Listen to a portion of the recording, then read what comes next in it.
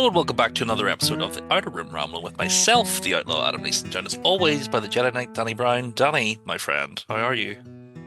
I'm good. I'm good. I had a wee day of going to see family. I popped in and seen my mommy, and I popped in and seen my granny, and just had like a nice wee family orientated day. Because as of recording this episode, it's Mother's Day. It's probably going to be way on by Mother's Day by the time we drop this. But I called in to see them and to give them chocolates and hugs and kisses. So yeah, I'm feeling very like family love today. So yeah, it's been a nice day. It's been a nice day. How are you, my friend? All good, mate. And as you know, every day's Mother's Day because the Yeah. most, they brought us into this world and they're the first person to tell us that we're being dicks if we are. Um, I had a nice day. It's been a very relaxed weekend, thankfully. Just sort of chilling out. We have had a busy month. Can't say what month it is because it'll date us, but it's a busy month. So it's nice just to be able to just sleep. But speaking of mothers, What? we are brothers, Danny, but Uh-huh. we have a brother across the water through the love Yes. of Star Wars. See, segues, just firing Yeah, them out, I was wondering how you were firing them out. getting there. I was like, where's this? Yeah, yeah, yeah. Our brother from across the water is a Star Wars lover, a man who knows more about Star Wars than both of us put together. We can test. He is a fellow podcaster with the podcast Talking About 94, and also I love that the man writes for Fangoria. Joining us today is Brandon Wainerdi. Brandon, how are you, sir? I'm good. Thanks for having me, y'all. Thank you You very scared me much. because it is not Mother's Day in America. I'll say that. Right? Oh, Mother's Day in America is like two Yeah. months from now. And I knew that. I know that. I'm a good son. Yeah. You're But but you did you have that one scared where you had me to look at your for a phone and be like, quick "Oh, moment. I was like, oh God. Oh, what did I do yeah. No, today? no, But no. it's We all have ours good. early here compared to Good. yourselves in the States. So yeah, no, we I just felt the need to say it. I want to shout out the mums and you Shout know out the what? Even the moms. American mums, why not? Why not have two Why Mother's not? Every Days? day, like you said, Adam, every day is Yeah. Mother's Day. And I think that's it. But again, even not to derail us already, Star Wars moms, maybe the most important Mm. people in Star Wars, right? You think about Shmi Skywalker alone raising mm. Anakin. Mhm. You think about Mhm. Padme bringing in Luke and Leia into the world and also like starting the rebellion, right? You think about Leia. Mhm. If their parenting was any better, maybe we wouldn't have Kylo Ren. Not, it's all good, baby. It's all mothers are very important. Now, should Qui-Gon have just botched me? It's so No. it's tough. My thing is I wish you hadn't phrased it like that because it'll make my thing sound a little bit weirder. But I'm like, did Qui Gon and Shmi have a thing? Is my like Mm. fan canon for Phantom Menace? He was like, Like, I can't buy her because she's going to out me, so she can just stay there. yeah, yeah. Like I think they might have kissed a little bit or something. Mm. That's my that night, like he's checking the midichlorians, and he's like, oh, Yeah. there's so many stars, right? That scene. And after that, like, Yeah. When Annie what went to else? bed, what happened? Yeah, I don't Like, I know. don't think he Two returned that two ship. consenting adults. Two consenting adults. Yeah. That's my anyway. Not to derail, and that is not a sanctioned Lucasfilm opinion. I'll say that, but that is You need to add that caveat to that everything going is forward. no, no. I don't normally, but I did. As I was saying that, I was like, I've been saying this for a long time, and I'm saying this now. It sounds weirder than it is. I do think they have like a weird chemistry in that movie. Pernilla August and Liam. A Mm. little bit of a chemistry that could be explored. And if someone was a fan fiction writer that was really bored, please Yeah. send it to me. Yeah, you're interested. You want to know how that plays out. It's the Ballymena Yeah, accent. It's sat there. Hello, hello, yeah, Shmi. Would exactly. you like to see my lightsaber? Yeah. Um, Do you, Do do you you want me to check you for think midichlorians? do you think yeah. that he was like, whenever I bring your son back tomorrow, see ya? And she was like, oh, but then he died and didn't come back. She was just waiting for him. Dang. Oh, yeah. Do you think he had plans to return, but he never got to I actually? wonder. I Yeah, wonder. Mm, Because it's even like Obi-Wan knew. Like Obi-Wan could always take an Anakin back, and he never did. yeah. Obi-Wan was also on Tatooine, right? That's always something that kind of rankles me a little bit. It's obviously very important to George about like that's how Anakin became Anakin, right? He was ripped from his home and Yeah. never brought back, right? Hmm. Until it was too late. And it's just kind of it's sad. I mean, because again, I think Shmi is like maybe the most important character in Star Wars, right? She starts the Skywalker lineage. We don't know where she was before. I think is a story about like the Gardula the Hutt years of like what was Shmi as a young person? What was she doing? How did she get in this situation? Who Yeah, knows? But yeah. I feel like yeah, I feel like Qui-Gon would have taken Anakin back to see her, whereas Obi-Wan's very by the book. He's still sort of a by the book hmm Jedi, whereas Qui-Gon's a little bit more rogue. So I think he maybe hmm would have taken him to see his mommy and it would have been okay. But then I Qui-Gon think would have so. stopped because he would have seen red when she started to go with When she Lars. started dating Cliegg Lars, he was like, "I'm gonna Yeah. fight this guy. I'm gonna chop off his legs. He Yeah, I'm doesn't. gonna take you. I'm gonna put him in the chair." No, it's all good. So, yeah, not Lucasfilm section. I love Cliegg Lars. I love the Lars family. There's actually a great. This is sidetracking. I don't know if you guys have ever read the Attack of the Clones novelization by R.A. Salvatore. The first 5 chapters of the novelization are not in the movie, and it's mostly about the Lars family like daily life. Attack of the Clones era. There's like a food fight in there. Like it's crazy. There is crazy stuff in there that I recommend reading. Just skimming through and seeing what's going on Tatooine before Attack of the Clones starts. And do you think so? Adam and I have kind of talked about how with a lot of Star Wars, like the books and the graphic novels and all that kind of flesh out, they give it a bit more substance, especially with the likes of the sequels. Does that book flesh out and give substance to Attack of the Clones? Because I think we're both in agreement, like Attack of the Clones of the prequel movies is the weakest. So does the Interesting. novelization give it It good meat? does. It does. And I remember, and I think because I here again, we haven't even gotten into anything about it. People are listening to this episode and like, what is going on? They've Who is already this started mid guy? conversation. This guy is a crazy guy. Um, both with the Phantom Menace and Attack of the Clones, and obviously the Revenge of the Sith novelization is, I think, maybe one of the greatest Star Wars books ever written, if not like sci-fi books ever written. Like truly incredible. Both Phantom Menace and Attack of the Clones, though, do have these like really beautiful, in-depth stories, especially about Anakin and about the Skywalkers that are not in the movies that take place before the movie begins that I read as a kid before I saw the movie. So I had this like interesting context going into a movie knowing these characters already, and I think that really kind of like ground me into the movie more than even like just like enjoying it and watching it and then like kind of diving in. My hot take though, best Star Wars movie is the original Star Wars movie, The New Hope. Perfect movie, changed movies. Here it is. Second best Star Wars movie is The Phantom Menace. Is number two, Phantom Menace, and just pure George Lucas, right? So then when I look at the prequel trilogy, right, and a lot of people, and I don't know, like, say Revenge of the Sith, obviously best prequel movie, right? And then this is kind of this conversation is like one or two, probably one, just because of and then two. I put it one, two, three in terms of quality, in terms of like me enjoying prequel movies. Because even when you watch Attack of the Clones, first digital movie, first really like again, you watch Attack of the Clones and you see Avengers, you see what movies eventually became because of Attack of the Clones, because of digital filmmaking.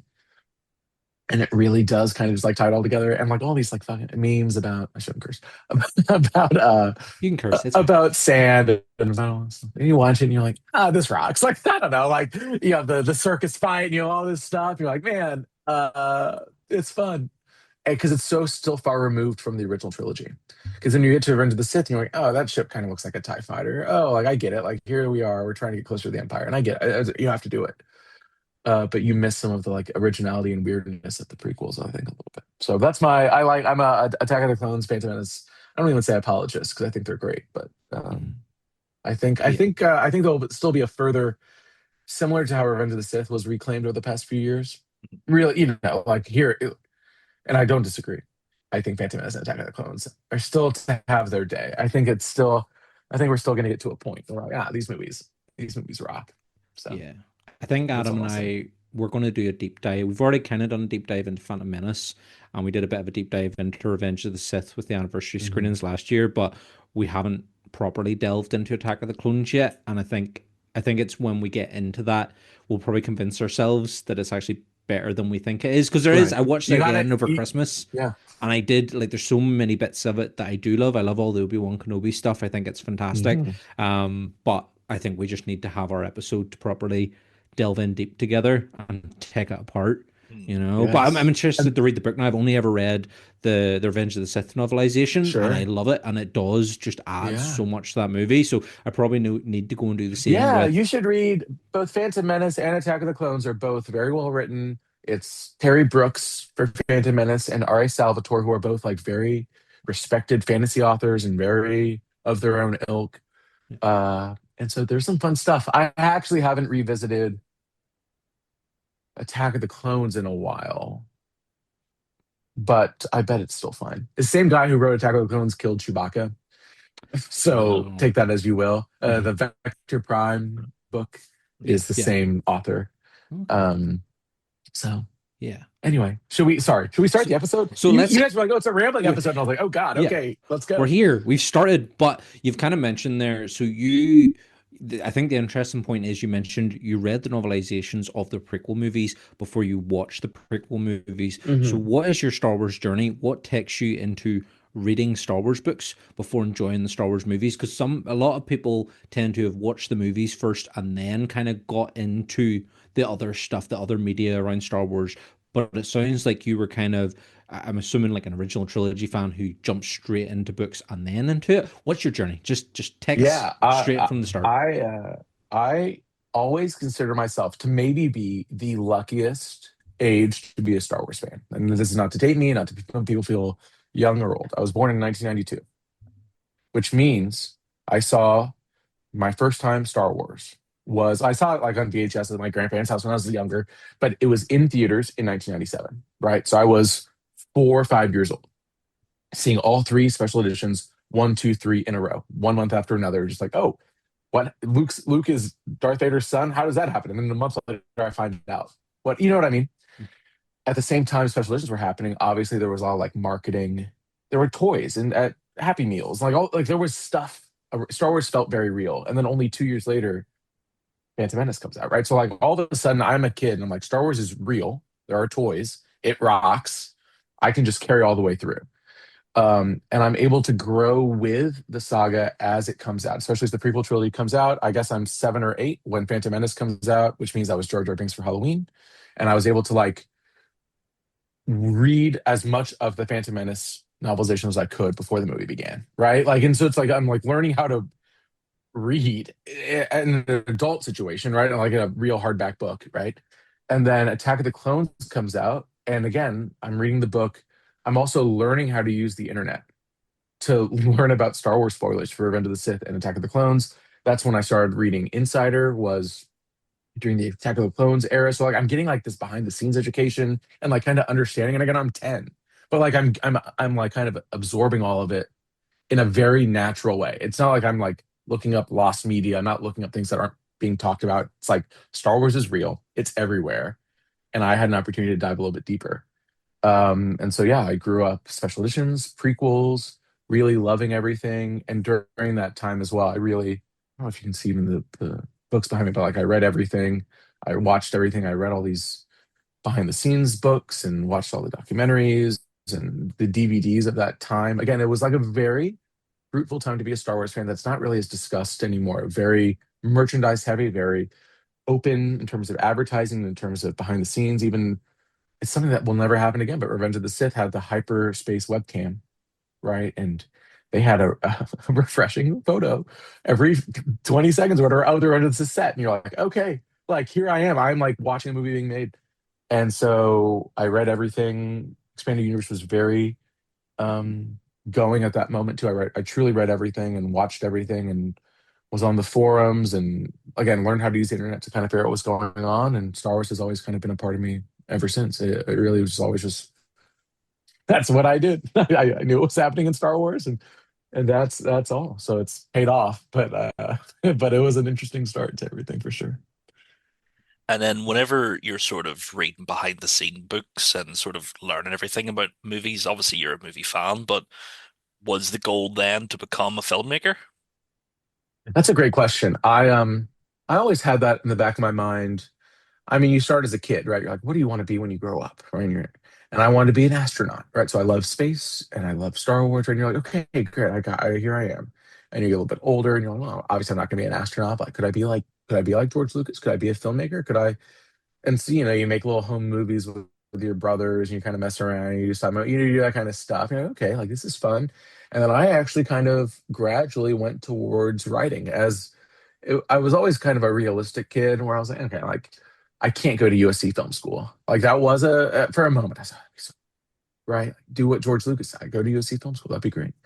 That's not, it's like, and I can never, I'm not going to even think about that now, but it's just what you think about. You know, I could write though. I could be a writer. And then you go to high school and you go to college. And I'm like, can I be a writer? Or do I need a real job? That kind of stuff. So you kind of like just kind of do these paces, and then over time, I was always writing. I was always paying attention. I was always noodling around. And then you graduate and you go into the real world, and then you're like, well, like what else could I do besides just like clocking into a 9 to 5? And me and a buddy started a website, and where I just kind of started writing about pop culture, specifically in like the town that I lived in, but kind of expanding to the state of Texas, and kind of went well. And that's where Talking Bay started. But again, it was kind of like, oh, how can I like, I call it transformative fandom. And that's what you all do too, right? It's like, oh, like how do I do something that's not just like sucking it all in? How do I at least like bring some amount of interesting further context to it? And I think that's something I've felt really grateful to be a part of, because it makes me like things a lot more when I'm like,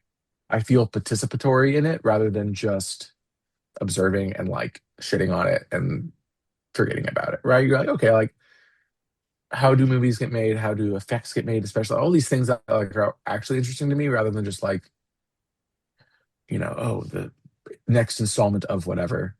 And so yeah, it has really evolved. And I do think it all kind of stems from like a genuine love of filmmaking. And it's like I want to champion artists. I want to be able to translate artists in the sense that like a lot of stuff that people do is hard to understand unless you're like in the world. And I that's something that like I take pride in. So very complex things can be distilled in a way that still respects that artist, but also makes it understandable for people like me to like understand how much work went into something. And I feel very comfortable in that place right now. But yeah, it's been an interesting journey to get there for sure.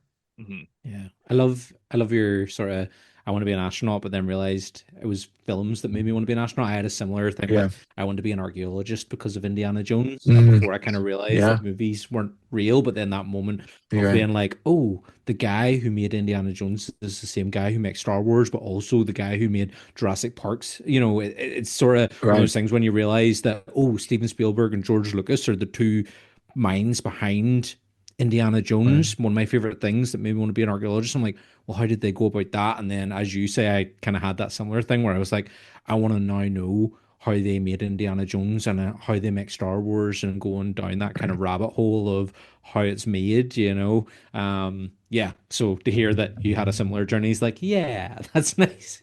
Yeah, no, and I think it's a nice, again, it's a great, I didn't go to film school, obviously, but like Star Wars really did become my film school. And like what you were saying, it's like, okay, George Lucas made Star Wars, but he just keeps calling out Kurosawa. He just keeps calling out Flash Gordon serials. Oh, should I go watch his old movies? Like, should I see you start making these like connections and branches. And obviously you have the Spielberg connection, you have the Francis Ford Coppola collection, you have the John Milius, you have all these things where you can then take kind of a step back and truly just from the original Star Wars movie, you have this parallel path of exploring what movies and TV and writing and everything can be. Because again, I think that's some of the issue we're running in, and not to pontificate or anything like that, but some of the issue we run into now is like we're in a monoculture. We all just like, yes, it's the Marvel movie, yes, it's the whatever. You kind of watch it and forget it and move on. And you don't necessarily take the time to both educate yourself and also like get on the same wavelength as the creator.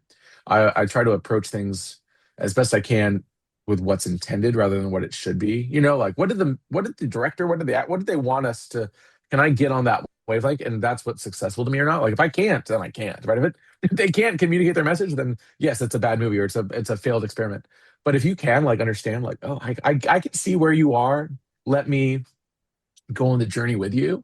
I like to take things at face value, and really, again, we can talk about talking about and everything, but like being able to talk to the people who actually physically make stuff has helped me on that journey. And it's like something that I'm very grateful for, because obviously it's very hard to come to that conclusion naturally or like just by our current media landscape. But I'm very lucky to be like, oh, like people made this, people made decisions. How do you, did the decisions warrant the final result. You know what I mean? And that's kind of a better way to approach things sometimes. So, um, yeah, I don't. Where do we even start from there?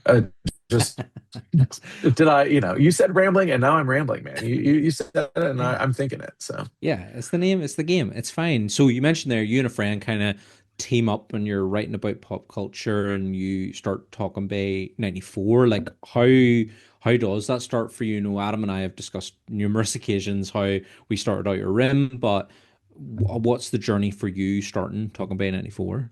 yeah, I've told the story a few times. So people are like, oh god, I watched Last Jedi, and I was like, Last Jedi rocks. And I was like, I felt good, and I also felt kind of weird because I went to that movie. Every new Star Wars movie I see twice. The night it comes out, I see the 7 o'clock screening, and then I go sit in my car and I just go watch the 10 o'clock screening, right? Because like with Star Wars, I remember I started with Rogue One because with Rogue One I went in and I was like, oh, I'm really loving this. But those first like 20 minutes of Rogue One, you're like, what is going on? Because there's all those names, the planet names, and all this, and I'm like, I don't know this. This is I. Who am I? I don't know this new. I don't know the rings of Kafrine. Like, what? Who am I? And I can't enjoy it. I can't. I have to like finish it. Otherwise, I'll throw up. Like I had to know. Like talking about learning how to use the internet for spoilers and stuff. Like I knew Han Solo was going to die going into Force Awakens, and if I didn't know that, I would have actually thrown up during that movie. I think like I have to have like a. I even remember like Last Jedi, a movie I loved. That scene of Rey in the cave when you feel like for a moment they're about to reveal like whose daughter she is, which at that moment in 2000 whatever it was so much conversation around that. You're like, oh God, like is it going to be Obi-Wan? Is it going to be Snoke? Is it going to be whoever? And obviously it didn't matter. like, but like it stresses me out. And I can't enjoy a movie the first time for Star Wars. I'll just say I enjoyed Last Jedi. I remember walking out of Last Jedi the first screening, and I get on my phone. I had blocked everything, and I was like, let me just go in kind of blind. I knew it was him, and everyone was like shitting on it. Everyone was like so upset. I was like, oh, am I stupid? Am I like, what do I, am I just, but I was both enthused by Last Jedi and I was like very on fire about Star Wars, but also I wanted to like talk about it with people or hear people without it being like, I don't want to see negative because I think you can be negative about Star Wars and it be, but it was just like an overly weird, toxic kind of thing. And I found Blast Points, a podcast Blast Points. They had been on a website called AV Club, and AV Club had posted this article. It's like, if you love Star Wars minutia, you will love this podcast. And I was like, wow, I do love Star Wars. That is the only thing I love, actually. Like, I have to make a list. That'd be number one. Number two, Mothers. Number one, Star Wars minutia, right? Um, has like 40 episodes of theirs within a couple weeks during Christmas break. And then I texted my buddy who had that website. I was like, I'd love to start a Star Wars thing.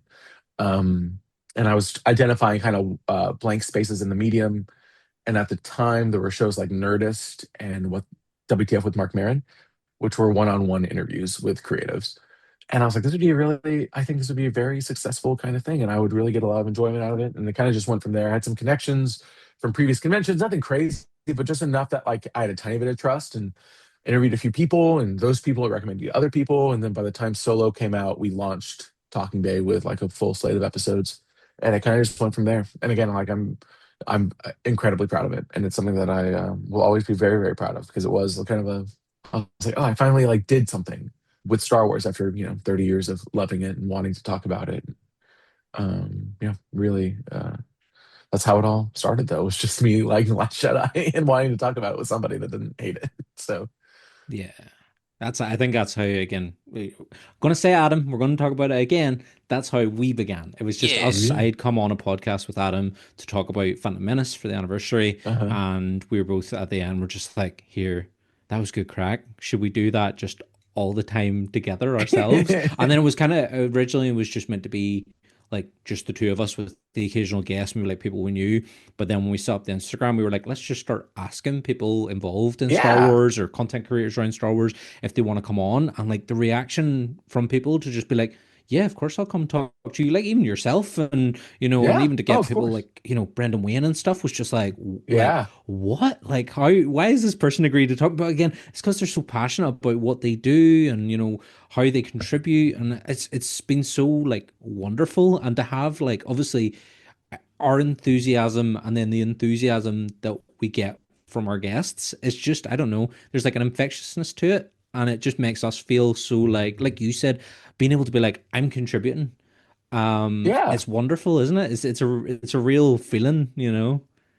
Yeah, and it's in a way that like again, I don't want to say it's easy to start a YouTube or easy to throw off a tweet or something like that, but like you do have to like take a moment. You have to edit something, you have to put it out, you have to like think about it, and it's like it does require a little bit more nuance and a little bit more conversation. And I think that's where the actual meat of being a fan in anything, Star Wars or otherwise, lies. You know, just to like kind of be immersed in it rather than like, oh, let me like get some likes on something. You know, we're not doing it for likes. I feel like I don't know No. about you, but I haven't gotten enough likes in my life to make it all worth it. If that's what I was doing it for. So Yeah, exactly. And that's, I mean, even like when Adam and I sort of message each other about like who we're in conversation with or who's coming up on the pod, like the pod, like we always get so excited. Like even with yourself, it's just like, oh, we're talking to a dude who's done DK books for Star Wars. Like, how cool sure, is sure, that? You know, because again, yeah, I suppose we can kind of lead now into the DK stuff. Like, I like that's what we grew up on. Like the DK encyclopedias are part and parcel of like the world's childhood. Like you know when you see that DK symbol, like you're getting a good quality. Like you go to that school book fair and your mommy's giving you oh a my god, fiver and you can get one of those DK encyclopedia books, like you're onto a winner. And like nothing like feels better than getting, for me anyway, as a kid, was getting the Star Wars ones and being at that right age for the Phantom Menace. DK yeah, books was just like so like just incredible to kind of have those lovely big bold bright images and then all the bits of information around them. And I even still remember, I think, do I still have them kicking around here somewhere? They're definitely maybe up there. The DK, remember, I don't know if they still do them, the like Filofax binders, the DK and I still sure, have my Phantom Menace one, my Attack of the Clones one, and my Revenge of the Sith one, like kicking that's great, around somewhere amongst the massive stuff here. yeah, But yeah, like how how did that come about for you, and how did it feel being a kid who was so into like the Star Wars books and stuff to then get to contribute to that and be a part of like how did that for happen and how sure. did it feel? I mean, it is again, it's the craziest thing. It's so funny. My aunt was, I don't know what even she did at DK, but in the 90s, my aunt worked at DK. So for Christmas, I would just get the DK books. Like when they were for like Yeah. the Star Wars one, and I still have the original trilogy one, and then when Phantom Menace and Attack of the Clones especially. And I would just get those in the cross section. And I was like, these are again the greatest things of all time. Because she would also obviously send other DK books, not just Star Wars, where they had ones about film or about castles or whatever it is, right? And so you think about Star Wars and you think about them, how I always describe what I do in a limited capacity to people is non-fiction about fiction, right? Treating Star Wars as if it's real and putting dictionaries and visual dictionaries and cross sections all together around something that does not exist and can't physically exist. A lot of these things do not scientifically work, right? Because it's space fantasy, not sci-fi. All that to say, when it was at Celebration UK and I was at the Titan Comics booth because we were doing some Star Wars Insider stuff. And so I had this experience already with an insider, and I don't know if I was working for StarWars.com yet, but I had like some published material. And one of my friends, a contributor for Insider, Amy Rakow, who has written a bunch of books, was like, hey, if you can make it to the Titan booth, I want you to meet somebody. And again, so she kind of stuck her neck out for me. Just like it's like everyone within the nonfiction IP space, it's such a weird, we don't own anything. We don't come up with any, this is not our universe, right? We are just playing in it and doing the best we can to make sure that it like, but everyone who works in that space, anyone whose name you read on any of the books that I'm in or any of the books that have come out around the same time as me, um, we all are in relative communication. We're all advocating for each other or answering. We're all just like no one, like we're all technically competing for the same 5 books that come out every year, right? But it's just like I'm just so happy to even be in that conversation. All to say, Amy introduced me to the DK people, and they were like, "We'll reach out to you when you get back from London," and they did, and that's how the first encyclopedia began. And then I got the second opportunity as well, and stuff happening otherwise, and it was just again really lucky, very grateful, obviously, to Amy for thinking me in that regard.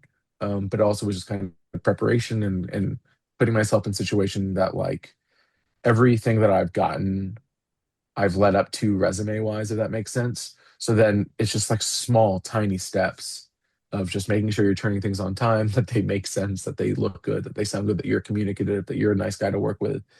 And things happen. Things might not happen, but things happen. And it's just a very, I'm just very, very lucky that it led to, like you were saying, it is truly insane to have two Star Wars books with my name in it. If I didn't publish another thing again, I just had these insiders ending, so I'm thinking a lot about Insider, and even if it was just Insider, and if I just had my name in Insider next to, like it is crazy, and I I don't even say I don't take it for granted, but like it is like the greatest honor I've ever had to like be a part of it in this small way. It is just it is something I could never have anticipated, and it's very very cool. Yeah. Yeah. Have you contributed to the final issue of Insider? We've already pre-ordered our It's a copies. great question, So and I I have not heard if I I am under the assumption it has made the final cut just because of how it was written, what it was written about, who I interviewed, all this stuff. It has not been announced. Because they'll do like when you ordered it or when I ordered it, they have like kind of a list of like, oh, it's the Kathleen Kennedy interview, it's this and this and that. Like there's a few things that they always bring up. And what I try to do again, like when you work in this space, you don't want to say anything that has not been announced, right? I don't say anything that has not been announced. So a lot of times with those paragraphs, with those little, it's something that I wrote or my thing is on the cover or whatever it is. I'm like, oh, I can, if it says I interviewed John Knoll on the cover, I can say I interviewed John. You know what I mean? Like that's okay. I don't have to wait for the issue to come out. But it has not been said if I what I did for it, and so I'm under the assumption that it's in there. It could not be in there, uh, but I'm excited to see it. It's there, and they're yeah. also again. It's very very sad. I've been collecting them since issue. I think it's like 54 or something. Um, and so it's very very sad. The final issue is like kind of a banger, like how it looks and what they're doing, and the special Lucasfilm cover and all this stuff. And I'm like, cool. Like, it's a big bummer that it's going away. I don't think it's going away forever. This is just me thinking and not know. I truly know nothing. Titan lost the license, but that doesn't mean that Swords Insider does not exist anymore, right? Swords Insider had many, many publishers over the years. I've only worked with Titan, so I have no idea what that entails or what that means. If there's an online archive, if who knows? There's a lot of possibilities, and there's a lot of incredible content in there, but kind of an end of an era. I mean, for sure, and truly changed my life. But we'll see. We'll see what the final issue holds. I'll say that. It's Yeah. funny that you say that you have to be sort of hush hush on if you made it inside and what you're talking about because we talked to Dan Madsen, Yeah, obviously created it, and he incredible. Yeah, he just straight up was like, I have the final word. Like, like that's great. Yeah, he didn't care.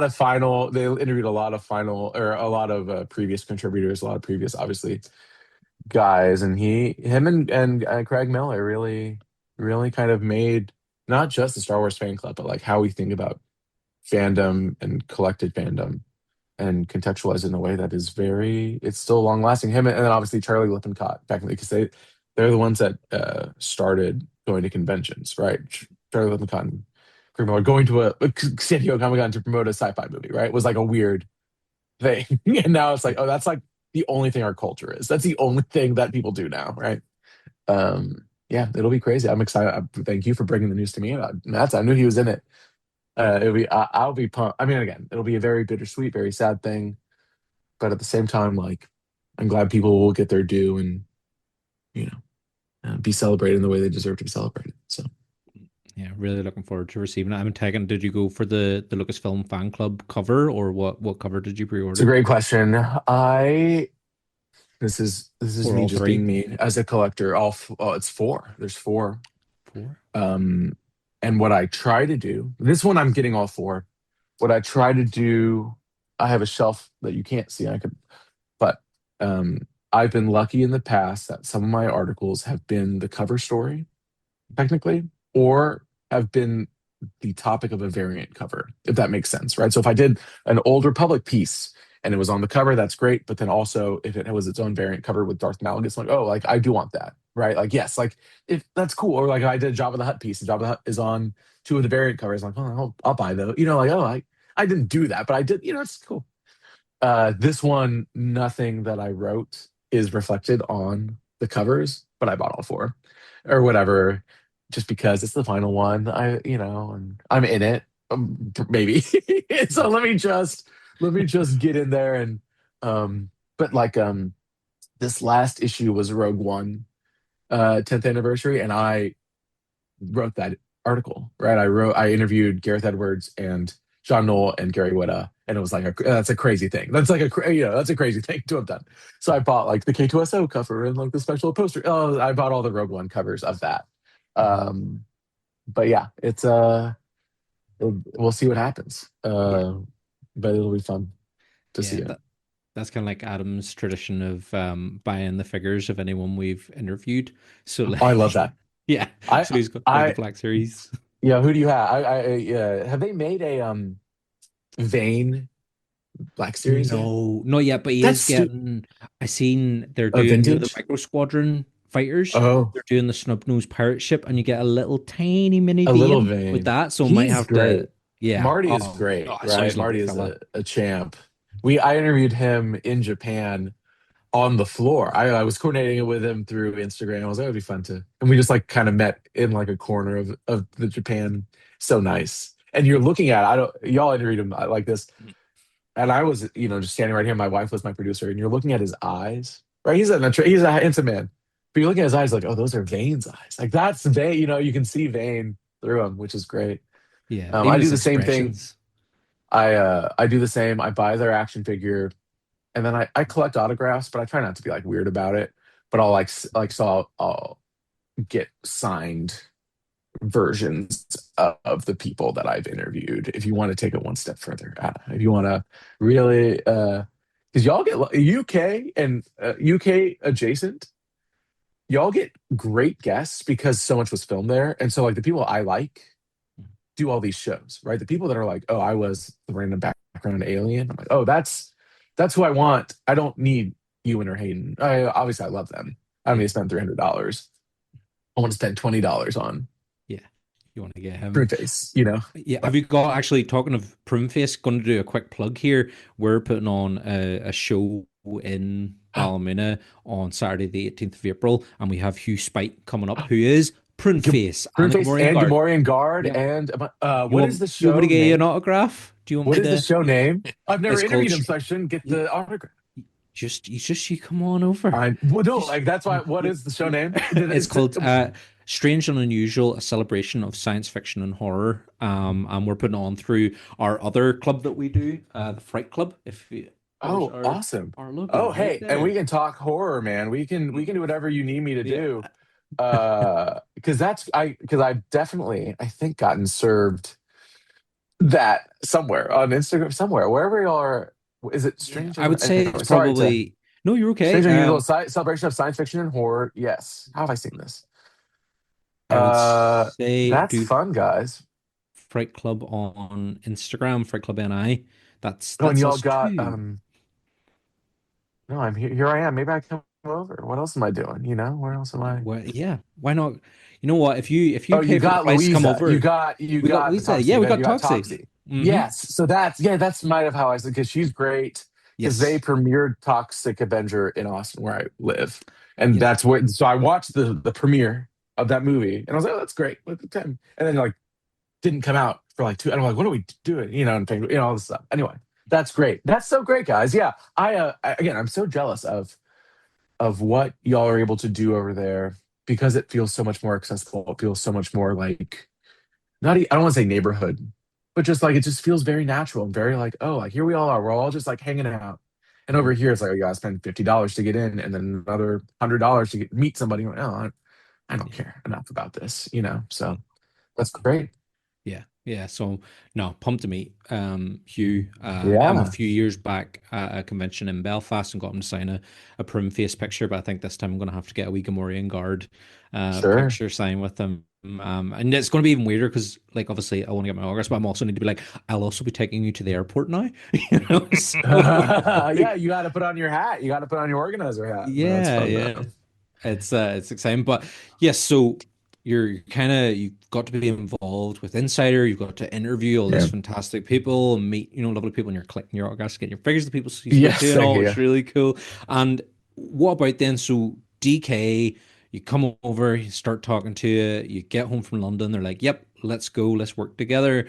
What is the process for doing? As you say, you're doing non-fiction books on fictional material. Hmm. So I suppose how does it differ from working on just say like a, a Star Wars storybook? You know what I mean? Because there Hmm. is two very different things. The encyclopedias of Star Wars are just these informative books, and then they're laid out in such a way that they're so engaging with the pictures and the Hmm. breakdowns of the ships and everything with the wee factoid bits beside it. So how does that all kind of come together, and how do you sort of process that as the author? Yeah, it's a great question, and it's something that I'm very lucky because this was not like so. The two books that we're talking about, the first book I wrote was Star Wars Encyclopedia, and that was just a redo of I think it was initially called. Do I have it on my shelf? Star Wars Visual Guide, Complete Visual Guide. Like it was a big boy book that then reskinned to be encyclopedia, and we updated it for like 6, 7 years that had not been touched yet.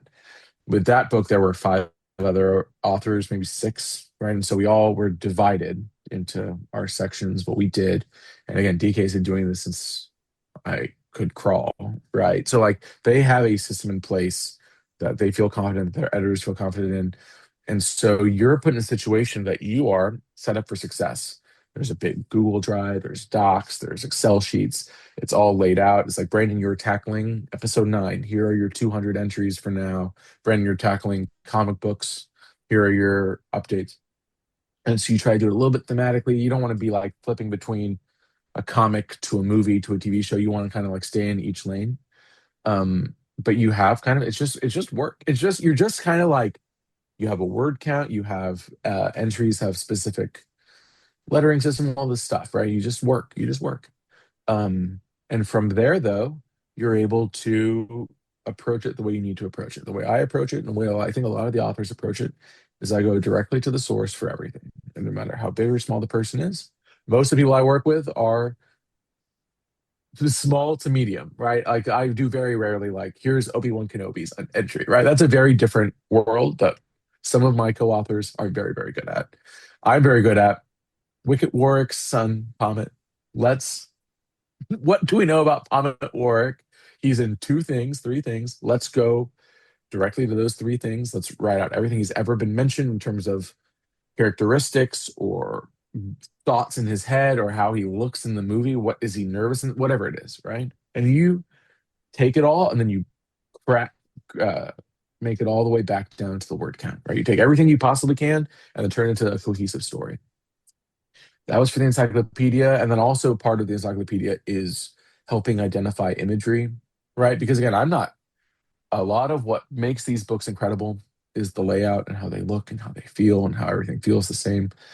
But I am not, I am putting words into a Word document and giving it to God, right? And God, in this case, very talented graphic designers and editors who have done this for their whole lives, who can just do it. But I, like, hey, timestamp Rebels episode. This is a great example of this. And that was carried over to the Starfighters book, which was just me in the sense that I was the only author, but it was not just me in the sense that my editing staff was was the one driving the ship. And then Chris Gold, Sherry Black was my editor for the most of it. Chris Gold was my graphic designer, who again I would just turn in a Google Doc for every entry. Every entry got one page Google Doc that had, I templatized it all. So it was like, here's the details, here's the specs, here's the main bumper copy, here's the couple side stuff to like focus on different adventures, here's the imagery you should pull from, and then you turn all that in, and then they send you back a layout. Here's what the layout could look like. Here's the X-wing. Here's what it's pointing to. Do you have things that you would point to? And I'd take my iPad and I would draw the arrows of like, this could be the sublight, whatever. This could be, and so you just, but that's only pulled from previous things. That's pulled from either research that I've done or visual dictionaries that already exist, or there's a few workbooks for some ships too. and then things that I've observed in the movies and TV. Like nothing is being created; things are only being synthesized. And again, you just kind of like do that for every single ship that's ever existed, and then the book is done, and that's it. You do about one or two a day, and that it's a very interesting process that I really do enjoy. Again, it's a huge joy to just be able to do that. It's a crazy like what I described to you rocks. Like it's work. It's definitely work, and it definitely I have to be focused and I have to be ready. I'm able to pull these books from my shelves and like actually use them, and you're like, oh, like this is all that I wanted my whole life is to like buy these expensive books and then use them for a reason. So it's great. But yeah, that's kind of the general process of those kind of books, especially. It's going as much as you can straight to the source and seeing what you can do in terms of telling a short, concise, but authentic story about that person, right? So Yeah. And do you ever, well, first of all, do you ever get to say, DK, as you say, you're kind of getting to use your cool books, your collection, but do you ever get to occasionally be like, well, if I remember correctly, there was this particular DK book in 97 that had this particular factoid and I need to go into the archives. Can you get me that? Do you ever get to, and do you sure. get to dip into, how how much do you get to actually sort of reach out, or do your publishers or anyone reach out to Lucasfilm and ask for specific information? Like, is there good That's a great back and question. forth for that sort of information too? So there is significant Lucasfilm involvement. Most of it is after you turn in initial drafts, right? Just to make sure that you're not crazy, that you're not making stuff up, right? There's the people that you assume are going to be working on things are working on it, right? To make sure that I'm not just like making things up. Um, when you're starting though, they do have incredible resources that are provided to you. Most, if not all, publicly available, but just putting it all in one place for you, right? There are things that you need to see or read or know about. We had a cutoff for both of these books. I think Andor season 2 was the cutoff for Starfighters, and I think Ahsoka was the cutoff for Encyclopedia. So it ends. There's a moment where like this is the day that we can't do any more Star. We can't fit anything else in because it has to actually physically publish. Um, and some of those things had not. Andor season 2 had not come out yet, so you have to kind of like get certain things of just like how do you put this together without. On the flip side, though, again, I am lucky in the sense that I have everything. It's we're not on video, but it's truly I have everything. I have every book that's ever been, whatever. They're all behind me. I have everything I need to have, a lot digitally as well. Like if it's not there, it doesn't exist. What did Joe Castaneda say? Right, whatever. It's not in the archives, it doesn't exist. Um, every so often there is something like, oh, can I see this or can I get this? Can I? And there is this process that's very easy and I'm very appreciative of. I try not to overuse. And then there are questions that you need to ask. Sometimes it's like, oh, this doesn't have a species. Does it need to have a species? Can you plug this in? Do I need to name it? Do I need to come with a suggestion? This kind of stuff, right? These are the questions those are the questions that are the greatest questions in the world to ask, right? Like, oh, like what's happening here? Can I? So it's a very interesting process. Again, that I do not take lightly, that I try to be as frictionless as possible, right? You want to give them as close to what the final product is without asking questions. And part of that is knowing a lot about Star Wars. Part of it is knowing a lot about business and about how the world works, right? And how media works and who can access what and how to not be a problem. But it's an interesting kind of mix of all of that to make it something that is real and something that works and something that, people would be excited to read. So yeah, it's been an interesting. It's an incredibly interesting, but also a very fulfilling process for me at least. You've said you've met people obviously in the Star Wars range and people that have made stuff specifically for your Starfighter book. Recently, very recently, you met Robert Rodriguez. Oh Was yeah, yesterday. Yeah, was was he pleased with the 17 chapters you wrote on the mopeds in the Book of Boba Fett? that's a great question, and I should have brought that up, and I didn't because I had only a moment, right? You don't want to be a fanboy, and I was like, this was so. Whenever I'm doing anything, for the most part, I try not to be like, I have written a Star Wars book. Here I am, right? It's just like I am a fan. Here I am. I don't want to like push influence or not push influence one way or another. The Robert Rodriguez event that you mentioned I've seen him before and I met him before in certain ways, but Troublemaker Studios, his studio is based in Austin, where I live, And I've been to the studios quite a few times. Very lucky to have done so in the sense that it rocks. It is, as someone who grew up with his movies and who I might not gel with everything he's ever done, but he's kind of one of those artists that like I am very glad he exists and very I was very inspired by him, especially growing up. Like the Spy Kids 2 special features, I still remember. Like he's very how you make things and how you do things, just go do it, right? And that's the mentality that I think we all have on this call, right? We just did something. And that's a motivation a lot of people do not have. And so then getting to go to, he did an event yesterday to celebrate the 30th anniversary of Dusk Till Dawn, which is a great flick. And it was, his studios are awesome, but on the outside of his studios exists still the full sets from Alita Battle Angel, just completely existing. So that photo is me on the Iron City set with Robert Rodriguez, and he had just spent an hour and a half playing the music with his band from all of his movies because he scores all his movies. He scores everyone else's movies. So he starts the concert and he's like, "You might recognize this song from the end of Kill Bill 2." And Quentin had asked him to. So like the final credits of Kill Bill 2, one of I think the greatest. I love those movies, right? But the end of that movie, cathartic and all this. You listen to that song, you're like, man, this rocks. And he's playing the credits on this big screen behind him of Kill Bill 2, and he's playing with his band, and they're singing the real song. You're like, man, this rocks. He's going through all these things. He plays the Spy Kids songs. He plays the Desperado songs. He plays all these things.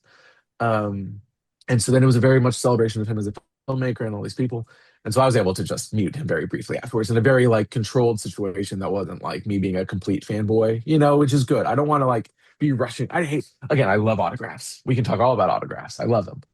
But you, especially in Austin, it's South by Southwest weekend this weekend, and you're watching these people. Like me and my wife, we were just walking down the street by the theater, just like kind of, and you see Paul Rudd get out, and you just see a mob of people with the cardboard and the photo. And you're like, oh, that sucks. Like I love autographs. I love meeting people. I love it, right? I don't love it that much. I don't love it enough to do that. And it makes me feel icky. All that to say, I only had a moment. I wanted to get my Mando Season 2 4K Steelbook signed. I wanted the photo. And then I used that opportunity to ask him about the Book of Boba Fett disc release. It has not come out yet. I'm very annoyed because I do like the show. And he was like, it's all I was hoping is that it prompts him on Monday to send an email to somebody to be like, where is it? What should we do? We should do something. So we'll see. That was that was my main motivation at that moment, at least. Maybe next time, you're right. I should have brought up the mod speeders. And truly, it was not hard to write the mod stuff, but a lot of, again, I try not to make up anything. So you try to go to the base of the context. Where did this come from? What can I see?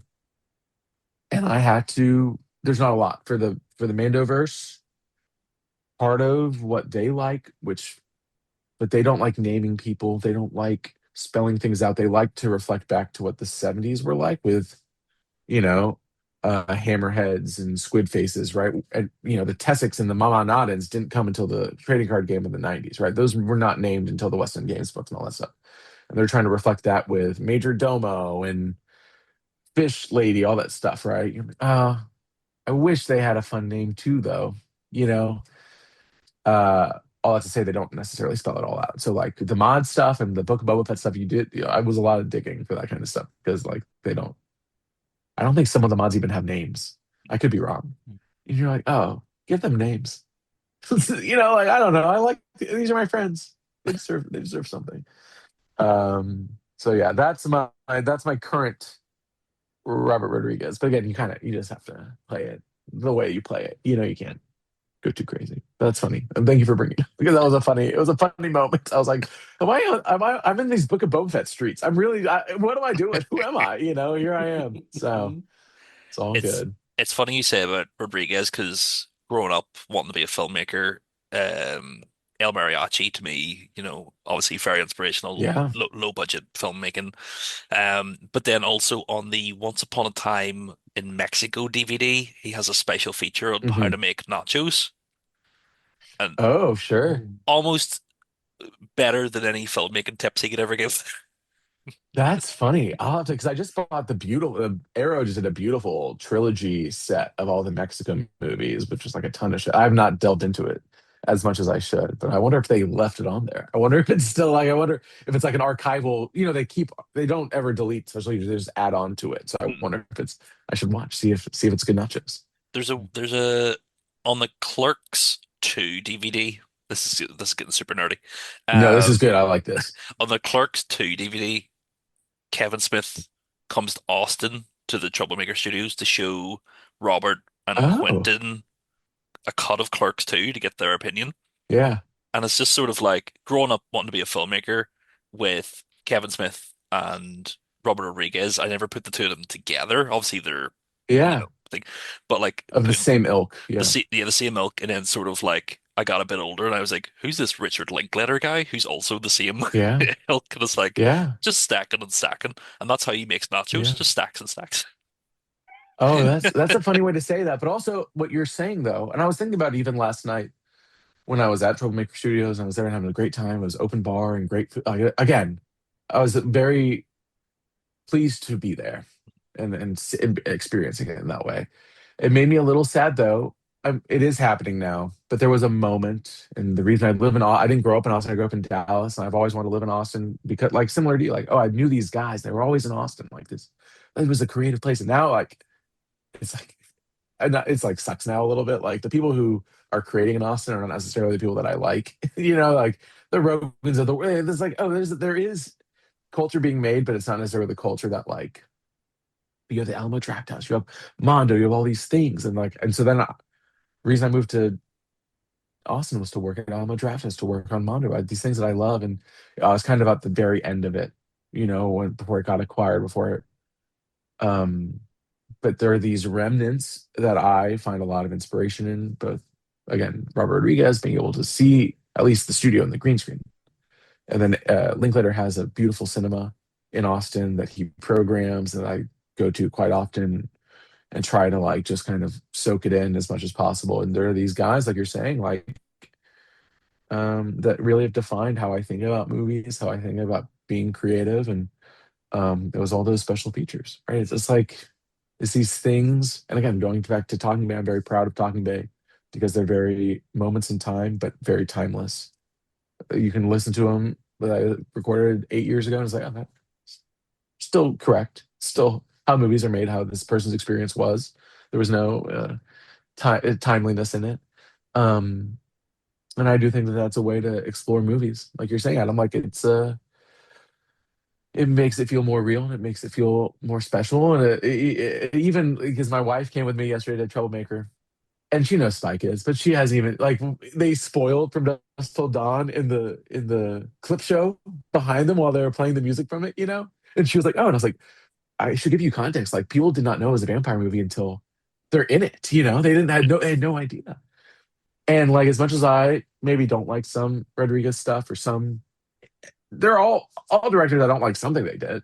But when you see them and you see who they are, and you're like, "Oh, I understand who you are as a person." And I understand the choices you've made, right? Rodriguez is getting a little too into AI for my taste at this moment.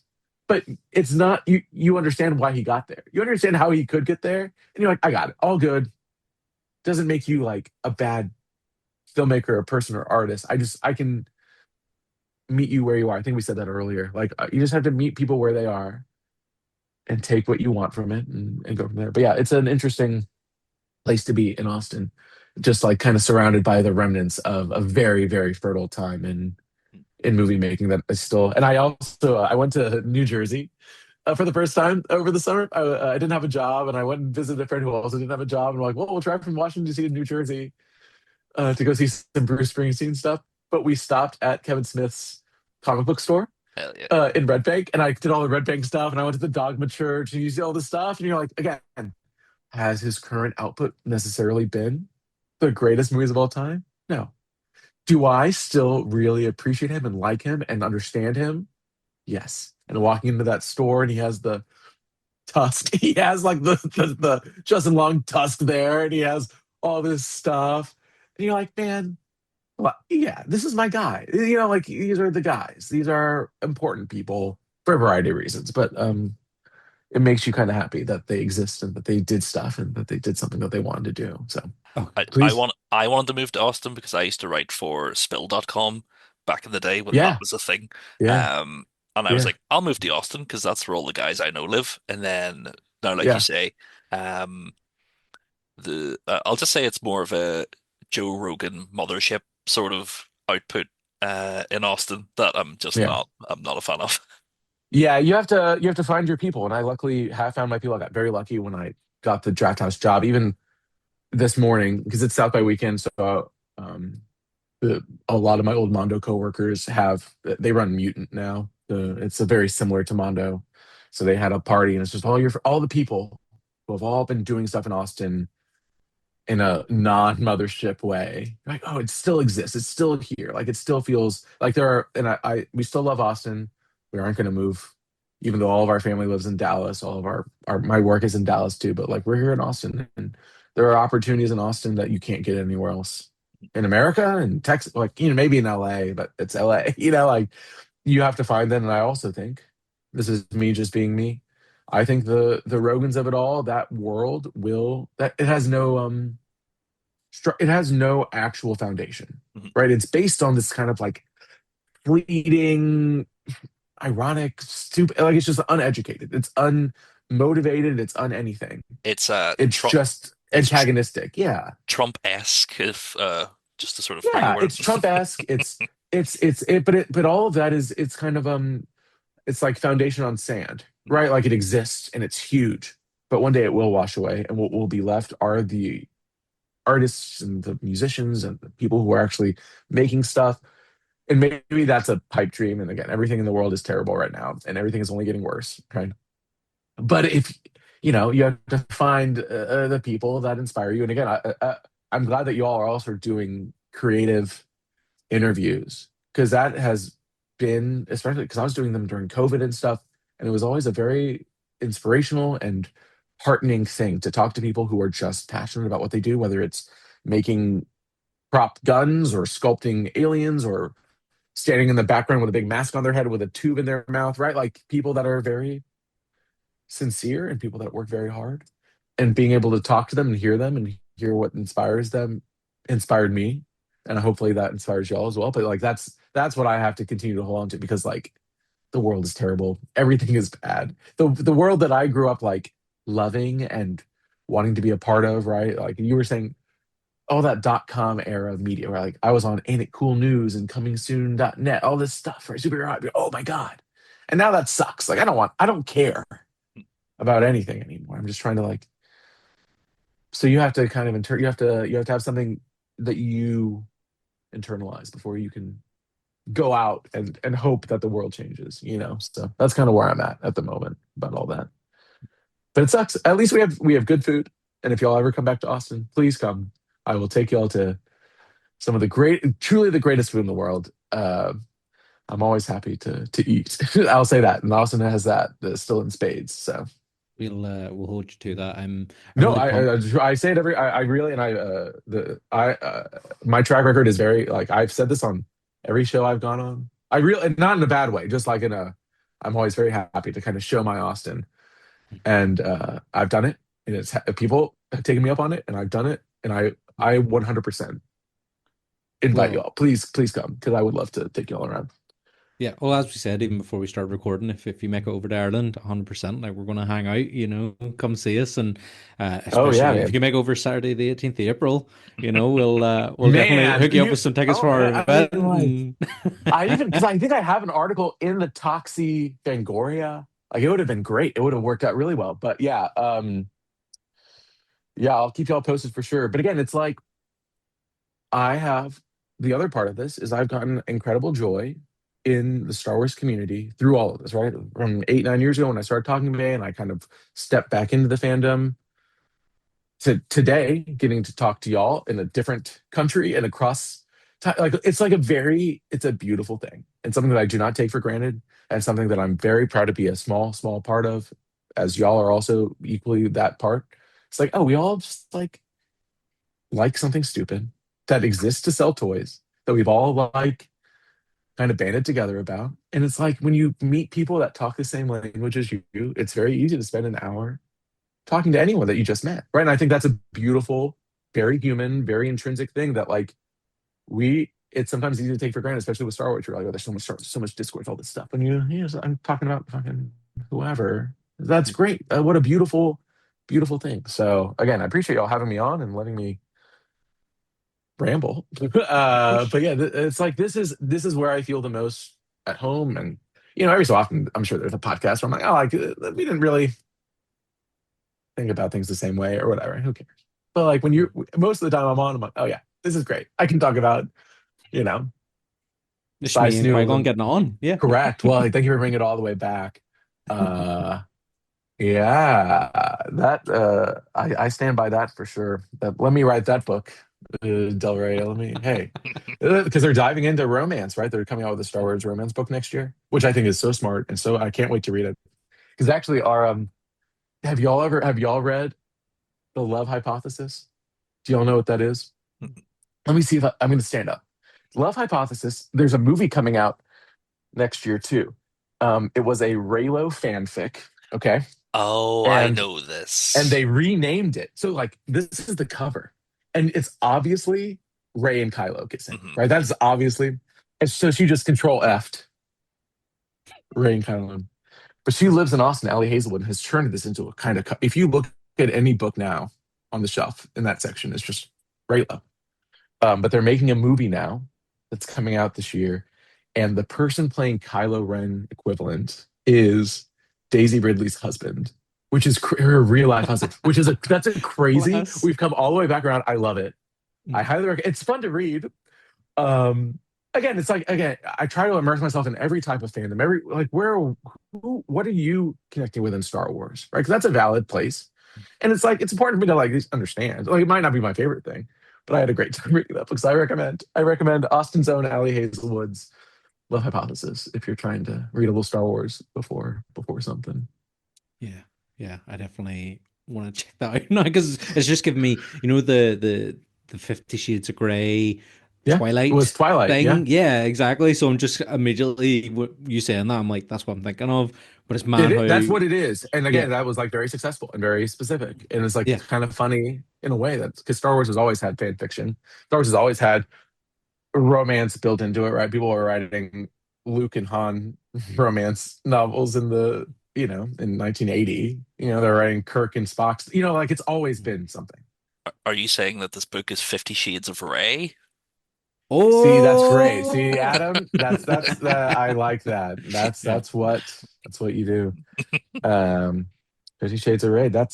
Maybe that's the sequel. Has she written the sequel? Mm, But that's what Star Wars is to me. And mm, just based on, I did a little research before coming on and making sure that it was okay to come on. But yeah, it's like this is what we do. This is what we care about. yeah, This exactly. is what we live. But you care about other things. I can tell just looking behind you. Oh God. And also the fact that on StarWars.com it refers to the fact that you have a dog named Indiana. So I also know I you're a big do. Indiana Jones fan. But say DK comes a knocking and they're like, we want to work with you again, but we want you to delve into another fandom. What would Mm, you want to do Indiana Jones, or is there something else that you would like? If DK is like, you can do do whatever any. you want, what Yeah. would you do? Here, so Indiana Jones would be number one, and not just because I love it. It is my number two fandom probably, but we didn't have a publishing initiative for Dial of Destiny, which was I Mm, understand, but there was no visual guide, there was no novelization, there was no anything. So there's an opportunity because I think they did it for Crystal Skull. I think I have the Crystal Skull versioning of the visual dictionary. It's a DK did. So all that would really require is like updating a little bit, right? And I think that would be an awesome challenge. That would be like perfect. mhm. Because I really did like Dial of Destiny, and I really um speaking of Indy, she is barking right now. I don't know if you can hear her, but she is excited about a mailman or something. My second biggest fandom at the moment, or at least since I was 10 years old, is Lord of the Rings. Mm. Um, and I've always the thing with Lord of the Rings, though, I love Lord of the Rings. Again, I'm looking at my shelf. I have four shelves. Three of them, or two of them are Star Wars. One of them is comic books, and one of them is Lord of the Rings. Of just more like Tolkien scholar stuff. But I don't even want to say as a Tolkien scholar because I'm not at all. There are hundreds, thousands of people that are more qualified to do anything Lord of the Rings over me, right? As opposed to like with Indiana Jones and with Star Wars, not to like, but I'm like, okay, like I feel confident in my ability to know this, right? Lord of the Rings, I love the language, and I love the other one that would be really cool that I don't think they did stuff like it, but it would be but the Dune universe, the current Mm, cinematic Dune universe, again, as someone who loves the Frank Herbert books, even until I stopped reading them until when he died.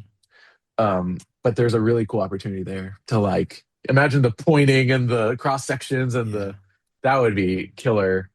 So maybe that happens with Dune Messiah Mhm. whenever that comes I out. think, But yeah, yeah, those are the something more accessible for Doom would be good because I know they've the big coffee table books of like the behind the scene photographs and stuff, which again, yes. beautiful editions, but unless you're willing to like pay big bucks for those big collected editions, like yeah, something that was more accessible and gives you more behind the scenes. Because again, like talk about films that are on the scale of like production with like Star Wars, even beyond probably, because what they Yeah. do for like IMAX and everything is just incredible, and the scores as well for those films. Yeah, I would love to see. I think this is you play this episode for DK when it comes out and be like, listen, Sure. there's some ideas, there's some gold right there. There's some gold. There's two guys in Ireland who would love We would this. buy it straight away. There we go. That's I do. The other thing that DK does do already that I have not been tapped for that I would have loved to have done, maybe for Avatar 4, but is Avatar. Because they do Mm. visual dictionaries for Avatar. I love the Avatar movies. I think they're so cool. Yeah. And that's again talking about a world being created and very thought through. That you could almost approach more like he's taking that so seriously. Like if it couldn't exist in a futuristic world, it can't exist, right? He's not pushing the envelope at all. He's just dotting a line from us to then. Um, so that would be another cool one. I need to. I don't have any of those visual dictionaries. I'm curious how they approach them. I'm sure the Get them. same, but You I'm know sure it's what? cool. Even just we spoke with Ethan Sachs, who's a writer on Yeah, the Avatar comics, and like he said, yes, like he hasn't got to meet James, but he's like corresponded with James Cameron yeah. about like the stories and the characters and stuff and how the stories interconnect for doing the comics. And like, yeah, I imagine that would be quite a cool collaborative space to work in for those books. So do it. Get on the DK Hey, again. Savako, rise to the challenge, as they say on Pandora. Mm. Savako and Navi. Hey, listen, we take this seriously. Yeah. Yeah, could be cool. Before we sort of wrap up, it's not Star Wars, but it is something we all love, horror. Yeah, Obviously, you write for Fangoria as well. Is there anything? Horror has been strong, and as of recording, yeah, there is a certain award show on tonight that a certain there is. horror movie might win Best Picture for. We'll not say it because we'll only Yeah, jinx it. But sure. 2026, is there anything catching your eye horror-wise that you're super Ooh, excited that's a for? great question. Because now again, not to date this episode, but there is South by Southwest this week, Mhm. and so I've not been able to actually watch that much, which is kind of a bummer. I don't have a Babs this year, but my friends are all Fangoria's in town. All my buddies that still work there and stuff are all because so I guess for context, my website that I started with my friend to make this pot do a bunch of stuff. We had eventually kind of got acquired by Fangoria uh, before COVID. And so then we came on, he came on as creative director of Fangoria, and I came on as director of marketing for Fangoria. And so that's what we did. And then Fangoria shut down during COVID for a variety of reasons. And now it's back as similar, a lot of the same team, but a new ownership team. So then I've come in and I write for them on occasion and do reviews for them. All that to say, they're all in town this week, and they've been um, really hyping up a few movies that have come out. Obviously, Ready or Not 2, I think, premiered here over the weekend. I like Ready or Not. I feel like this is going to have maybe diminishing returns, but here we are. There's a movie that is horror adjacent called Over My Dead Body, which is directed by Yorma Taccone, who is one of the Lonely Island. Speaking of, and I love Lonely Island is like my, but apparently it's great. It's Jason Segel and Samara Weaving also from Ready or Not, and apparently it's like really fun and really good. It's a remake of a Norwegian movie, I think someone told me. So that's on my list. What else is on my list? Obsession, Curry Mm. Barker is coming out. I think that's a Focus movie. Apparently that's really good. I am curious to see that. Have I seen anything recently that I liked that I was like, ooh, that's gnarly? Um, I've been kind of a little bit of a what's the word? Snob recently. You're in January and February. You're like, I'm not going to mess with this. There is a movie um, called The Plague. Have you all seen The Plague yet? It's Uncle Owen. Joel Edgerton is in it, Mm. right? Okay. And it's not horror per se. There is definitely some body horror element, and there is some like psychological horror element. It is I my joke on Letterboxd was like, this is the scariest movie I've ever seen, because what it is, it's a set in the early 2000s period piece at a all boys swim summer camp, like water polo summer camp. So it's like the horrors of being a 10-year-old boy, which we've all experienced. Mhm. And it sucks. Like it is so scary, and you feel so bad the whole time. And he's also like obviously going through like puberty in a way, but it's like a coming out as like a rash or as what a plague, right? So it's really good. I highly recommend it. The Plague, it should be. I think you can rent it now. Um, but really enjoyed that. Anything coming out? I Nothing really this year at South by really stuck out to me beyond the Yorma movie. People saw Hokum last night with Adam Scott, Mhm. um, which is Irish. Yes. Is Yes, he did Oddity, Yep. same director as Oddity, Mhm. right? Oh, which I really Oddity, great. So this is the same guy. So we'll see how that is. But that's I don't know. Was that real suggestions? I don't know. But yes, so that's the state of horror, if you're asking me. Not that Mhm. I need to be asked, but yeah. I'm having a good time with whatever is coming out. I saw Scream, but didn't like Scream that much, but it's all good. All good. What can you do? Yeah. I haven't seen it yet. It's not in the UK. It might be in the States. Undertone. Yes. I've That. not seen that yet. There was a screening for it, scary and sound and all that stuff. I'll see it. Mhm. Um, I don't trust, and this isn't me being me. There ever since Long Legs, I feel like there's been, which I liked. I really did like Long Legs. There's been kind of a weird shift in horror marketing where it's like we are going to market it as an event, as like a thing and it's like, oh, we're gonna have merch, we're gonna have all this stuff. Like, did y'all see Together with Alison Brie and Franco? Yeah. Again, fine movie, but they're like, we're this is you gotta buy the sweatshirt, you gotta. And so you go into these and you're like, okay, all good. And so Undertone's like, this is the scariest movie of all time. This is here's you're like, okay, all good. I'm sure it's good. So it was kind of like do you see Skinamarink? Did you Yes. see Skinamarink? Yes. I feel like similar energy, at least what I'm getting with what they're putting down. Mhm. But I'm excited to see it because it has not released wide yet, but it will soon. So I'll probably go Mhm. see it and check it out. But I heard it's very scary. Heard it's or jump scares at least or whatever, which is not sometimes my bag. I did. I loved, and this is me partially because maybe do I have a crush on Rachel McAdams from when I was 10 years old? Maybe. But Send Help rocked. Yeah. Obviously, having new Raimi and it being kind of goopy Mhm. rocked. Like I really had a great time. I don't know about y'all, but I had Oh, a nice time watching that. So the boar scene just had me like full on like Remy. yeah, no, it's not. Again, talk about a guy who like some of his stuff has not worked all the way for me, right? Or whatever it is. But you're like, he's my guy. He's a guy. And you appreciate it and you like that and you are happy that he's doing something that he's excited about. Even in the like, I didn't love Doctor Strange 3 or whatever too, but like in those brief moments, we're like, that's fun. You're like, that. Who cares? Here I am. I'm having Yeah, popcorn. I'm watching Sam Raimi do a stupid. What was the musical note scene? Do you remember Mhm. that where they're like, yeah, this is so stupid, but who cares? Like, does it yeah. work for the MCU? No. Does it work for me as a Sam Raimi fan? Yes. So that kind of stuff is always nice to see. I will give you one recommendation.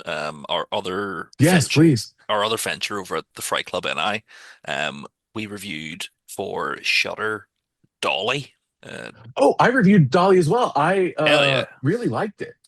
yeah. We because they premiered it at Fantastic Fest. I wrote the review for Fangoria. You can go check my work. Make sure I didn't like lie about liking it. But I really went in really liked it. I thought again, there's we were talking about it because apparently Hokum, not to like besmirch Hokum and your great Irish filmmakers, but it is shot digitally and it looks digitally shot, right? Mm, But imagine if Dolly was like a little too clean, a little too, yeah. HD, it wouldn't have worked all the way. And I think that's a very easy, it's almost a cheat code Mhm. for like horror in some capacity. Did you see Strange Darling? Did y'all watch that? Yes, Um, that's a but movie like, that we sort of on our group chat from Fright Club we argued about because I love Kyle Gallner.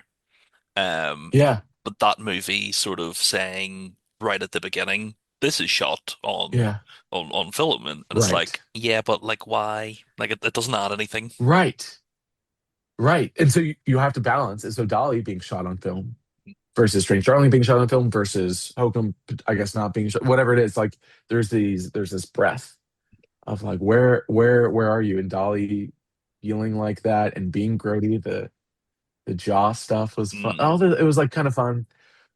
Did it end with a QR code for y'all by chance? Did it be like support the filmmakers? Like that's how it ended. Like it was like a tip jar at the end of the mm. movie, which I'd never seen before. Which again, not to like the smart, not they're trying to. They did this on their own. Again, something that I really respect. It was funny though. Like I'd never seen a QR tip jar when I'm like reviewing the movie. I'm like, hey, I actually have no money.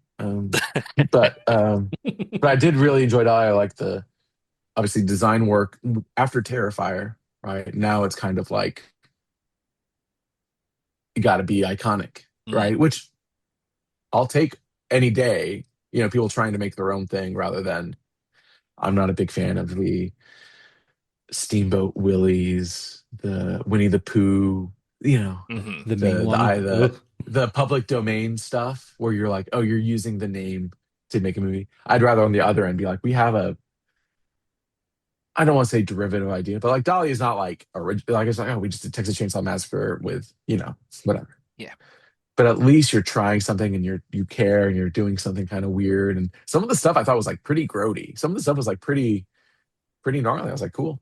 So yes, I enjoyed Dolly. What else, do you all have another? I don't want to be like, oh, I already saw that. Give me more recommendations so I can add it to my list if you have them off the top of your head. Um, Nothing recent. The horror movie that I always recommend to people if they haven't seen it is Possum. Say it again, Possum. Yes, I that sounds very familiar. It's directed by Um, Matthew Holness, who plays okay. Gareth Marenghi from Gareth Marenghi's Dark Okay. Place. Yeah, Um, yeah, yeah. and it is genuinely one of the most terrifying things I've ever seen. Not on a level of like jumping out scaring, just he captured just dread perfectly on film, and he's never made another film. But Really? Possum fucking rocks. Okay. The reason I'm looking down right now is I'm adding it to my letterbox. So I Nice. appreciate that. what's this? My one. I haven't really watched a lot of horror recently. I did watch the Louis Theroux Manosphere documentary I on did just Netflix watch the that other night, yesterday and too. was just like, "This is horror. This is the horrors of Yeah, it reality." makes you feel Um, bad. I will say I like yeah. Louis Theroux, and I liked the documentary fine. And it's not Mhm. on him to dive deep, but I did feel like he kind of lost a thesis statement. Like he didn't like because I don't know about y'all. I was very familiar with a lot of that, not in like, but just like I know what that world is, and I know that it sucks. And like his thesis was like, "This world sucks." I'm like, "Yes, I know. Yeah. Yes. What else? What else can we know? What else can we?" Um, but yeah, I'm glad to see he's doing stuff. Yeah. I think like his Scientology one was maybe a little sharper or something like Mhm. that. But it does. It is crazy. It is crazy to Yeah. watch those guys. The part with his mom at the end, Yeah. the guy's mom. I was like, what's going on? Yeah, What's it's so happening, guys? strange It's to crazy. see that dynamic and then Yeah. him like what he puts out on social media and you're like, how does that work? Like how does that I add know. up? That the math isn't there. But yeah, that's probably the most horrifying thing I've watched recently. But I always my kind of go-to recommendation for like recent stuff, and it's not even that recent anymore, is When Evil Lurks, the Mm. Argentinian-ish Oh, sure. film. Like, Yes. oh, I That's can't some stop crazy thinking about it. stuff. Yeah, Yeah, the dog that's scene how they get you. like Yeah, is in my brain forever. I know. That's how they get you. I mean, Yeah. that's what horror can do. Mhm. Like again, I love horror. Again, it feels a little derivative at times. So when you see something truly Yeah. unique, you're like, oh God, you're a crazy person. You're Yeah. That's it. It's that in a kind good of way, it's in a way that I want. yeah, it's one of the few films that like I wouldn't be one for like jump scares and stuff anymore. You can sort of see it coming, but it's like Yeah. one that physically out loud maybe be like, "What the fuck? Like, what's going Right. on?" But no. See, recently I've had a wild animated kick recently. I went to see Okay. Hoppers recently and loved Oh, it. I heard it's great. Yeah. I want to see it. Yeah, it's really, again, it's a real, I feel like, return to form for Pixar. That's Again, good. Pixar's like pizza. Like no matter what they put out, it's always going to be good. Like a pizza's always Oh, for good, sure. but sometimes you get that one pizza that just really hits the spot. And Hoppers did it for me. And then I watched Zootopia 2 the other night and also really enjoyed it. So Oh, good. I'm a I real think it's on animated. Disney Plus now, right? Mhm. I Yep. might just boot it up. Yeah. Yeah, is yeah, and I again, heard it's really cute. enjoyed that. So, yeah, I'm in a real animated space, and then also when I was like, whenever I'm editing the podcast, I put Clone Wars on. Oh, sure. So I've been editing a few episodes of the podcast recently. I've just had Clone Wars on. I'm like, I'm having a wild good time with What cartoons season are you recently. on right now, or do you just put on a random I episode? I'm on season. I'm about halfway through season 3 right now. Okay. When it So really starts yeah, hitting because its stride, it's like now it's just raring. Now it's just going. yeah, that's it. Like I'm so pumped to get into like that. My favorite arcs are always like the five stuff are in with the clones. I'm Sure. always like, yeah, and then I can't wait for Maul to come back too. But yeah, so I Yeah. go between that and I go between the 2003 Clone Wars, the Tartovsky Clone Wars Perfect. as well. I'm Perfect. It just was like, Star Wars. yeah, top Yeah. peak Star Wars. I've been doing that, but with Batman animated series, like Yeah, original. It's just been so beautiful, and you're like this. And again, you can just have it on, and you can follow it pretty easily. But like every shot is just perfect, perfect yeah, Batman. So yeah. Every scene of painting, every every page scene is of painting, every yeah, shot of painting. yeah, Yeah, exactly. yeah. Great stuff. Great Cool. stuff. But Brandon, thank you very much for joining us, sir. It has been a true pleasure. Oh, for sure. It's great. Yeah, thanks for having me. It's great to geek out with you. And also someone who we aspire to be, as boys who like to interview people from the Star Wars universe. It's great coming from a guy. You know the hustle. You know the Yes. you know these Oh, sort of. and I'm still in the hustle. But thank you Yeah, very the hustle much. is real, but again, it's like, oh yeah, no, of course, of course. Anytime, truly, I have a microphone, I have a webcam. I've done this. So, but yes, really appreciated y'all just letting me ramble a little bit. That's very cathartic. I'll say that. So hopefully it's a good episode. But for me, I had a great time. So, It will be. We'll get you on again to talk about all your Regal Robot stuff behind you because I've been oh eyeing it up. I'm sure. like, oh, I wish we could get it over here. Like the Regal Robot Oh yeah, stuff. because they Just, don't sell to overseas, right? yeah, yeah. Yeah, I'll show y'all. This is over here. I just have that's just all Real Robot over there. That little Oh my God. yeah. I buy it. Yeah. I buy everything they do. It is the only because I don't collect any toys really. Like I do every so often, but like I don't buy Black Series. I don't do that kind of stuff unless it's like something crazy. Like they did Gizor and Dash Rendar, and I was like, great, okay, that is crazy. I'll buy that. So for the most part, my money goes only to Real Robot, and then I'm in a Facebook group that only gets signatures from like obscure ILM guys from the 80s. Those are my two things, and that's what I spend money on, and that is just fine. So hopefully they get y'all some Regal soon. But yeah, it's the greatest Star Wars collectibles maybe ever made. I'll say that.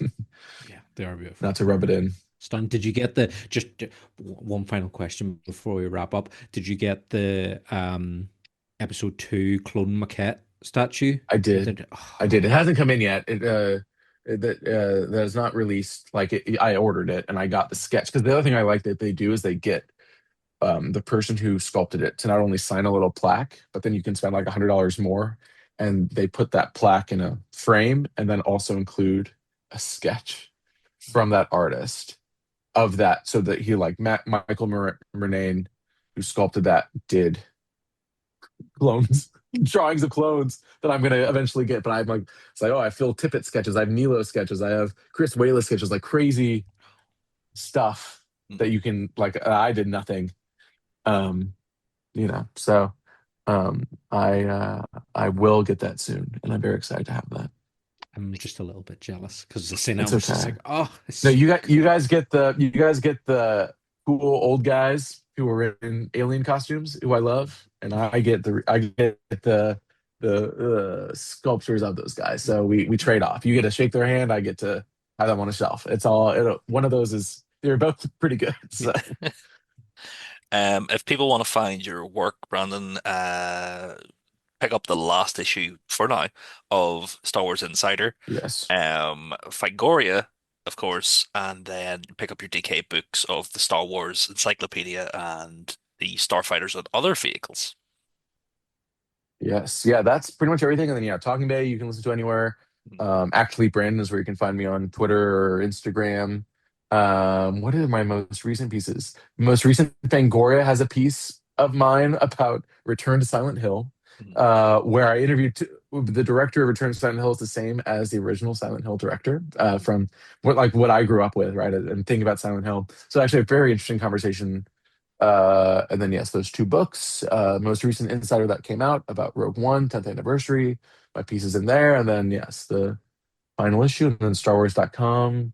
I should have a few pieces coming out soon, too. So I'm everywhere. I'm a little too much everywhere, some might say. But for me, I'm having a good time. So, I'll ask your thoughts on Return to Silent Hill when we get off air. Danny, yes. Danny, the plug for Strange and Unusual, my friend. Yes, so Strange and Unusual is coming to the Braid Arts Centre Ballymena on Saturday, the 18th of April from 11 a.m. to 5 p.m. We will be joined by Hugh Ross from Nightbreed, Hugh Spite from Return of the Jedi, and Luisa Guerrero from The Toxic Avenger, the most recent one.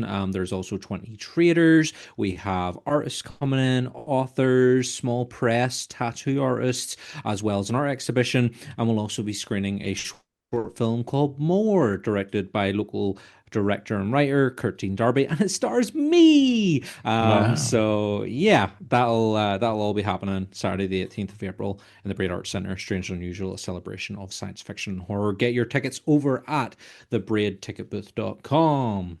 And you can find all those links in the bit below wherever you're listening to this. Just look below you and they'll be there.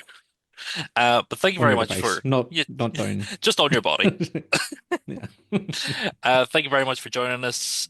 Join us next week for more fun and shenanigans in the stars. And as always, we have friends everywhere. Goodbye, everybody. Bye bye.